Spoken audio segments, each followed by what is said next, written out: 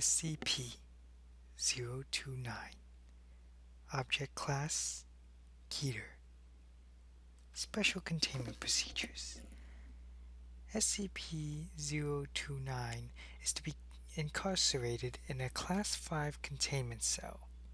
She is to be allowed access to nothing of a physical nature. Her containment cell is to be placed behind a triple airlock to avoid her escape. As of Incident 029-34A, SCP-029 is no longer to be fed, as she does not appear to need sustenance to survive. There are to be 3 guards on duty at all times on her cell, and 2 guards on monitor duty. Floodlights have been installed in the walls of the containment chamber, and are to be on at all times. Once a month, the chamber is to be cleaned and checked for defects. Under absolutely no circumstances are any men to encounter SCP-029 in any manner. Any males who do encounter SCP-029 are to be held under Class 3 detention for interviewing before termination. SCP-029 has requested a bed, denied. A blanket, denied. Books, denied. Clothes, denied. This is ridiculous. The girl can't even have clothes. We are not animals. Let her cover herself. Dr. Bodeen, you are granted permission to deliver clothes to SCP-029. As of Incident 029-53B, anyone who has potential access to SCP-029 is required to first watch surveillance tape 029 Bodeen. As a reminder of threats involved when working with SCP items, and SCP-029 in particular. Description: SCP-029 appears to be a pubescent female of Asiatic Indian descent. She appears to suffer from alopecia universalis.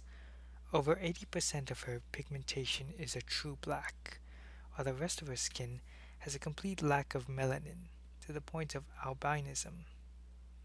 Her eyes are also a dark black in color.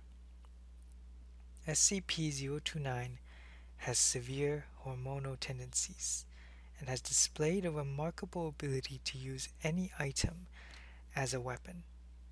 However, she has a severe compulsion against shedding blood, preferring instead to strangle her victims.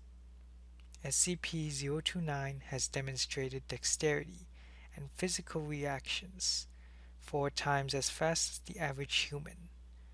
SCP-029 has also displayed extensive resistance to damage of all forms.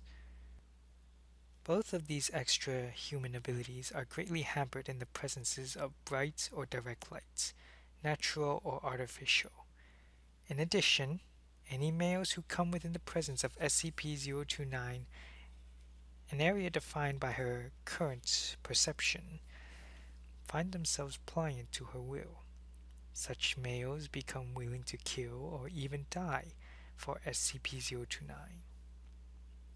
SCP-029 refers to herself as redacted, which roughly translates to Daughter of Darkness, Daughter of Shadows, or Daughter of Night. Interviews with SCP-029 have proven difficult to conduct due to SCP-029's constant attempts to kill or convert all who speak with her. Over her years of captivity, the black patches on her skin have increased in size. SCP-029 was first brought to the Foundation's attention by an agent working in rural India. An attempt on his life led him to a small cult of men who claimed to be Thuggees in service to the daughter.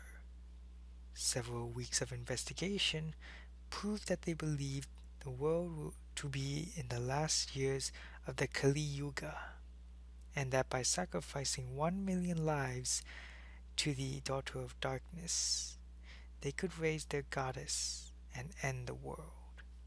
They also believed that only sacrifices performed through strangulation added to this tally. Events led the agent to their mountain fortress, where he discovered SCP-029. After the loss of said agent, data expunged, which led in our acquisition of SCP-029. Addendum: 7 years after capture, SCP-029 began showing anomalous growth in her black pigmentation. When questioned about it, she claimed her followers were on the move once more. Investigation led us to a concentration of so-called thuggees that had escaped our initial foray. After discovering that all her followers were there for one of their holy days, a tactical airstrike was called in. When the first bomb dropped, SCP-029 awoke from slumber, screaming at the top of her lungs. SCP-029 continued to scream for the next 4 hours, ranting and raving that we were killing her people. Since said event, the growth of black pigmentation has stopped completely. Also since said event, SCP-029 has redoubled her efforts to escape. SCP-2820 has been proposed as a possible method of neutralization should the situation worsen.